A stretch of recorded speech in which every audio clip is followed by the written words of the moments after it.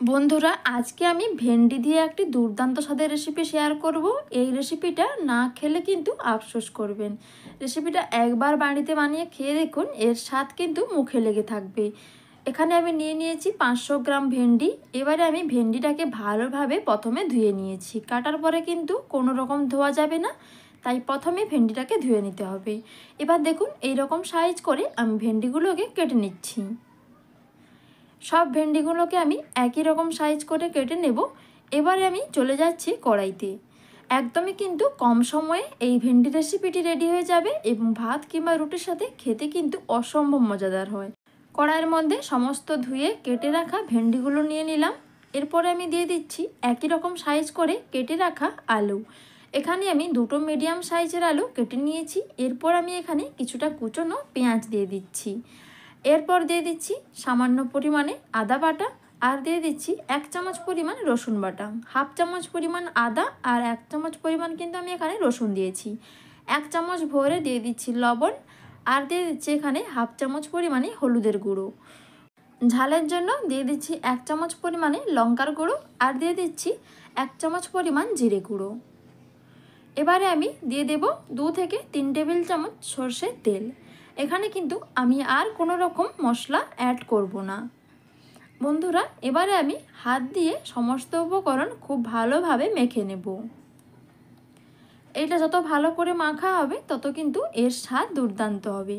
মেখে নেওয়া হয়ে গেছে। এবার আমি ঢাকনা দিয়ে জাস্ট 5 মিনিটের জন্য রেখে দেব, যাতে মশলাপাতিগুলো ভেন্ডির মধ্যে খুব ভালোভাবে ঢুকতে পারে এবং রান্না করতেও কিন্তু একদমই কম সময় লাগবে।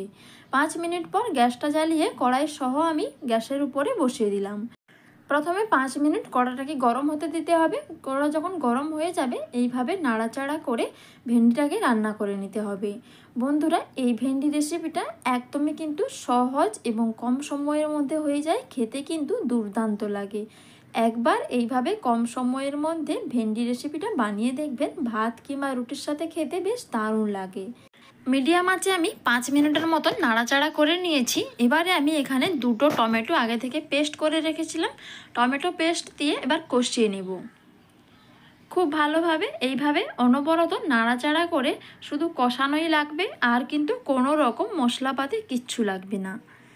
বন্ধুরা, আমি এখানে আরও 5 থেকে 6 মিনিটের মতন খুব ভালোভাবে কষিয়ে নিয়েছি। এখন কিন্তু রান্নাটা একদম রেডি হয়ে গেছে। এবারে সব শেষে ধনেপাতা, আর দিয়ে দিচ্ছি এখানে গরম মশলার গুঁড়ো। বন্ধুরা, আলু ভেন্ডি সব কিছু কিন্তু খুব সুন্দর সেদ্ধ হয়ে গেছে। দেখতেই পাচ্ছেন একদমই কিন্তু রান্নাটা রেডি হয়ে গেছে। এবার গরম গরম ভাত বা রুটির সাথে এরকম ধোঁয়া ওঠা ভেন্ডির রেসিপি থাকলে কিন্তু খাওয়াটা একদম জমে যাবে।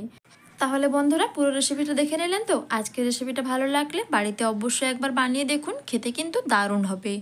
অবশ্যই কিন্তু বন্ধুদের সাথে শেয়ার করে রাখবেন, এবং আমার চ্যানেলে যদি প্রথম হয়ে থাকেন তাহলে অবশ্যই চ্যানেলটা সাবস্ক্রাইব করে পাশে থাকা বেল আইকনটি প্রেস করে দেবেন।